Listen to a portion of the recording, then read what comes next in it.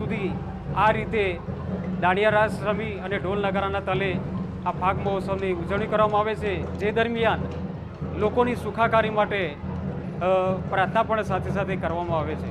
આ મહોત્સવની અંદર હજારો લોકો જોડાય છે અને નગારાના તાલે ભાઈઓ દાંડિયા રમે છે, તેમજ આવનારું વર્ષ ગામ માટે, શહેર અને રાજ્ય માટે, બધા જ લોકો માટે નિરોગી અને સુખમય અને ખેતી માટે સારું વર્ષ રહે તે માટે સૌ લોકો પ્રાર્થના કરે છે। અને જે આ ફાગ મહોત્સવ જે છે એ ફક્ત પુરુષો રમતા હોય છે અને અમે જે સ્ત્રીઓ અને દાદી જે લોકો હોય છે અમે નિહાળતા હોઈએ છીએ, એમનો ઉત્સાહ વધારતા હોઈએ છીએ।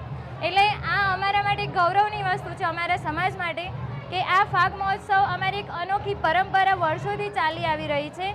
એ એક અલૌકિક વસ્તુ છે જે આજુબાજુના દૂર દૂરના ગામડાઓથી લોકો અહીંયા જોવા આવી રહ્યા છે, એટલે અમારા માટે એ ગૌરવની વસ્તુ છે। આધુનિક યુગમાં આજે મ્યુઝિક અને ગાયક કલાકાર બોલાવી અને જે રીતે દાંડિયા રાસ રમીએ છીએ તેના કરતાં અમને આ અનોખી અમારી જૂની પરંપરા અનુસાર જે અમે ફાગ મહોત્સવ ઉજવણી કરી છે એનો અનેરો આનંદ અમને આવે છે।